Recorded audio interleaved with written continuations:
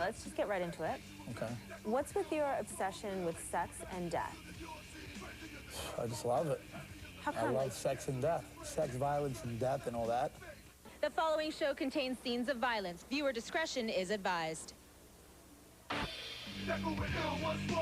Moving along now to a definitively darker side of hip-hop, Necro is obsessed with just the things that his name suggests, sex and death. Now, he claims that his raps aren't for shock value, but he really takes cruelty to a whole other level, and he has quite the following. So I decided to meet up with his horrorcore rapper to find out whether there's any artistic merit whatsoever to his gruesome rhymes. Let's just get right into it. Okay.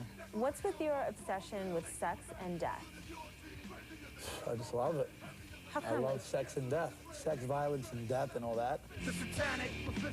It's not really an obsession with death. It's that, you know, the topic of death is very brutal. It's the unknown. And so death represents the next level. We don't know what death is. Do you know? You haven't died yet. Yeah. I haven't died yet, so we don't know. It's violence, basically, you know? It's more of like, why do you rap about violence? It just excites me.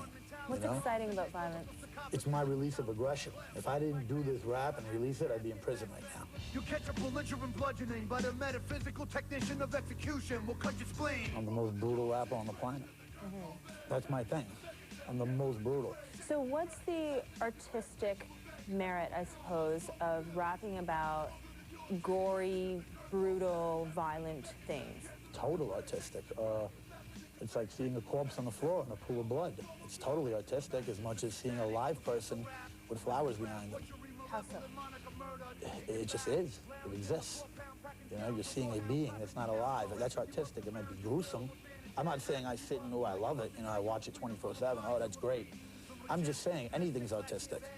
Something doesn't become artistic because it's positive or negative. I'm honestly really not concerned with what anybody thinks, you know? I mean, in the end of the day, I'm worried about what my fans think. You don't like me, you're not my fan.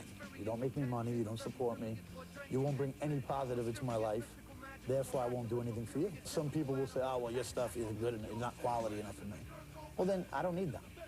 There's at least 1 million people who want to hear some brutal shit that it makes them feel good. It makes me feel great.